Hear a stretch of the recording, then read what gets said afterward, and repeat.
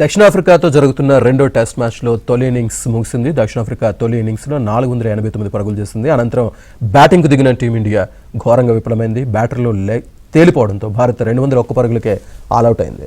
అర్ధ సెంచరీతో Jaiswal రాణించాడు. Washington Sundar 48 runs చేశాడు. మిగతా బ్యాటర్లు స్వల్ప స్కోర్కే వెనుతిరిగారు.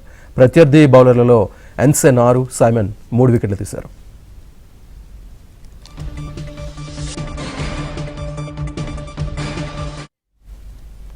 ఈ మ్యాచ్పై మరింత విశ్లేషణ అందించడానికి మా స్పోర్ట్స్ అనలిస్ట్ వెంకటేష్ గారు ఉన్నారు. వెంకటేష్ గారు, యా సో మన టీమిండియా ఘోరంగా విఫలమైనట్టు కనిపిస్తుంది. సో ఏమంటారు ఈరోజు మ్యాచ్కి సంబంధించి?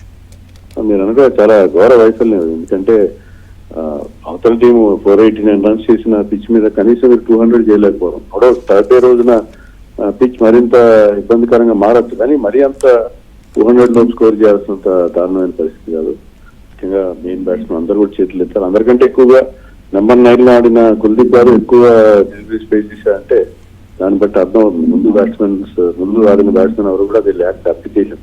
అంటే టెస్ట్ మ్యాచ్ లో ఎలా ఆడాలి, టెస్ట్ మ్యాచ్ లో కావాల్సిన పేషెన్స్ కానీ, టెస్ట్ మ్యాచ్ ఆడాల్సిన టెక్నిక్ కానీ అవన్నీ కూడా పోయినాయి. కేవలం ఐపీఎల్ ఆడుకోవడానికి వైట్ బాల్ క్రికెట్ ఆడడం తప్ప కంప్లీట్ గా మన వాళ్ళు టెస్ట్ మ్యాచ్ ఆడే ఆ టెక్నిక్ కంప్లీట్ గా మర్చిపోయినట్టుగా ఉంది. ఓకే, సో అంటే ఓవరాల్గా ఎక్కడ మొత్తం మ్యాచ్లో ఎక్కడ ప్రాబ్లం ఉందంటారు? అంటే జనరల్గా బౌలింగ్లోనా బ్యాటింగ్లోనా మన వాళ్ళు ఎక్కడ బాగా విఫలమవుతున్నారు ఈ టెస్ట్ మ్యాచ్లకు వచ్చేసరికి?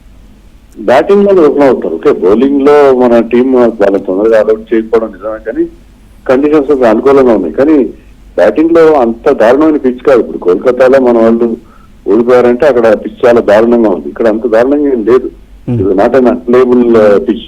అలాంటి పిచ్ మీద కనీసం 200 కూడా చేయలేకపోవడం, ప్రతి ఒక్కరు చేయలేకపోవడం. ఆడిన షాట్స్ చూస్తుంటే చాలా రెస్పాన్సిబుల్ బ్యాటింగ్ అని చెప్పాలి. మొత్తం ప్రతి ఒక్కరి బ్యాటింగ్ కూడా చాలా రెస్పాన్సిబుల్ బ్యాటింగ్, ఇంక్లూడింగ్ ముఖ్యంగా రిషబ్ పంత్ కెప్టెన్ గా ఉండి అతను ఆడిన షాట్ అయితే మరింత దారుణమైన షాట్. ఓకే, ఎన్సెన్ 6 వికెట్లు తీశారంటే అసలు ఎన్సెన్ పెర్ఫార్మెన్స్ ని ఏమంటారు మీరు? అసలు అంటే అతను ఆ బౌన్స్ స్విచ్ చేస్తున్నాడు. టాల్ మ్యాన్ 6 feet 8 inches ఉండే బౌన్స్ స్విచ్ చేసిన బౌన్సర్లతో మా వాళ్ళని చాలా ఇబ్బంది పెట్టాడు. So wonderful performance. ఎందుకంటే పిచ్ లో స్పిన్నర్స్ కొంత హెల్ప్ ఉంది, కానీ ఫాస్ట్ బౌలర్స్ కొంత హెల్ప్ లేని పిచ్ మీద, బుమ్రా లాంటి వాళ్ళు పేలిన పిచ్ మీద అతను అన్ని వికెట్లు తీసాడంటే నిజంగా వండర్ఫుల్ పర్ఫార్మెన్స్. శుభ్మన్ గిల్ అని లోటు ఏమైనా మనకి కనిపిస్తుంది అంటారా?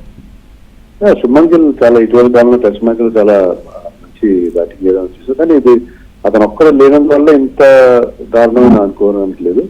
ఓవరాల్ గా మన టీమ్ బ్యాటింగ్ పర్ఫార్మెన్స్ కానీ, ఆ బ్యాటింగ్ లో మ్యూజికల్ చేస్ లాగా ఒక మ్యాచ్ లో ఒకరిని ఆడించడం, మరో మ్యాచ్ లో ఇంకొకరిని తీసుకురావడం.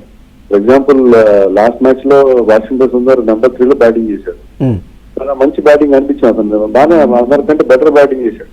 అతను ఈ మ్యాచ్ నెంబర్ 8 లో ఆడించారు. సో ఎన్ని రకాలుగా ఎక్స్పెరిమెంట్ చేస్తున్నారు గతంలో వచ్చిన తర్వాత. ముఖ్యంగా టెస్ట్ మ్యాచ్ లో దారుణంగా మన టీం వైఫల్యం చెందుతుంది. రెండోసారి మనం సిరీస్ ఓడిపోతున్న పరిస్థితి, హోమ్ సిరీస్ ఓడిపోవడం. ఎక్స్పెరిమెంటేషన్ చాలా ఎక్కువ అయిపోయింది.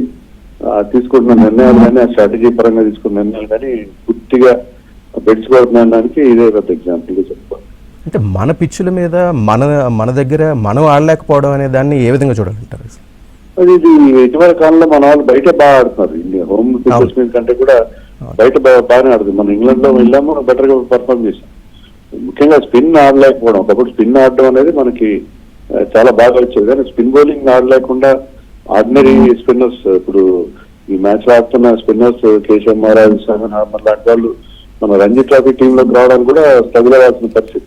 అలాంటి స్పిన్నర్స్ బౌలింగ్ ఫేస్ చేయడానికి మన బ్యాట్స్మెన్ ఇబ్బంది పడడం, మెయిన్ గా స్పిన్ ఆడలేకపోవడం, హోమ్ పిచెస్ మీద ఆడలేకపోవడం అనేది చాలా స్పష్టంగా ఉంది. దీనికి మెయిన్ ఏంటంటే రీజన్ వీళ్ళందరూ కూడా ఐపీఎల్ ఆడేవాళ్ళు. ఎవరైతే టెస్ట్ మ్యాచ్ స్పెషలిస్టులు ఉన్నారో, ఒకప్పుడు పుజారా, రహాన్ లాంటి వాళ్ళు ఉన్నారు. వాళ్ళు రిటైర్ అయిన తర్వాత they should have utilise test specialist like అభిమన్యీశ్వరన్, సఫరాజ్ Khan లాంటి వాళ్ళని ఆడించారు, కానీ వాళ్ళు కంప్లీట్ గా పక్కన పెట్టేశారు. ఓన్లీ రెడ్ బాల్ క్రికెట్ కాకుండా వైట్ బాల్ క్రికెట్ ఆడుతున్న ప్లేయర్స్ ఆడిస్తున్నారు.